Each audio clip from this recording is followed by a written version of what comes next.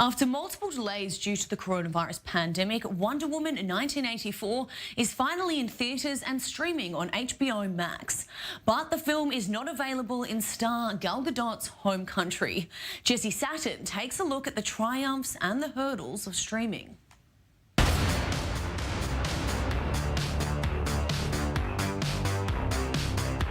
Welcome to the future. Life is good, but it can be better. And why shouldn't it be? It feels like a big relief. This movie was ready to come out a year ago, and we were just waiting and waiting for the perfect moment for it to come out. And I'm very happy that finally we're going to share it with the world. We're ready. It's the biggest box office opening of 2020. Wonder Woman 1984 brought in $16.7 million in its North American debut and $36.1 million total at theaters worldwide over the Christmas holiday weekend. The film has grossed $100 million total as of December 31st. Although none of that revenue came from star Gal Gadot's home country, Israel. We're in an era that will be a great challenge for the movie industry. Before the Corona time, there was a window of 90 days whereby the movies were distributed. And then after that, the movies the rights were transferred to the cable networks. Right now, there's a major change and there's a major debate in this area. Right now, most of the movies are directed directly to the internet, to the cable networks. As nearly 60% of U.S. movie theaters remain closed, Warner Brothers announced it would be releasing all of its 2021 films simultaneously in theaters and on HBO Max, with Wonder Woman setting the stage.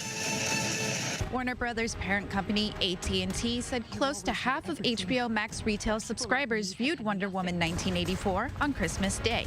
Other studios are following suit as demand for content remains high. Disney announced a flurry of productions for its streaming services, including from the Marvel and Star Wars franchises. But neither Disney nor HBO Max are available in Israel.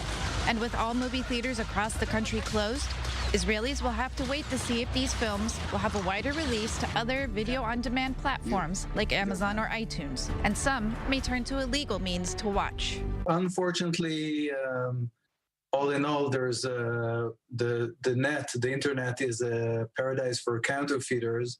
And as IP lawyers, we experience an increase of infringement in these times, in the Corona time. Normally, $36.1 million would be considered a relatively weak opening weekend, but marks a 2020 high for the pandemic-stricken industry. By contrast, 2017's Wonder Woman earned $103 million in its opening weekend in the U.S. and ultimately grossed $822 million worldwide. With a production price tag of $200 million to recoup, why wouldn't the studio pursue wider distribution? Well, as we know, Israel is a relatively small market. Sometimes it takes time to discover the huge potential in the Israeli market. It will be the same with the HBO Max and Disney and other channels and content providers. So, has the pandemic changed the entertainment and media landscape forever? I really hope not. I really hope it is a limited time. I don't know why, they had to decide it about the whole year. I wish we could have waited and seen what was happening with theaters. And so, and I think how it went down was not great for a lot of the filmmakers. And so, I stand with those filmmakers and with the theaters. And I hope that we can all, as an industry, find a way to keep that, theatrical experience alive. Jesse Satin, I-24 News.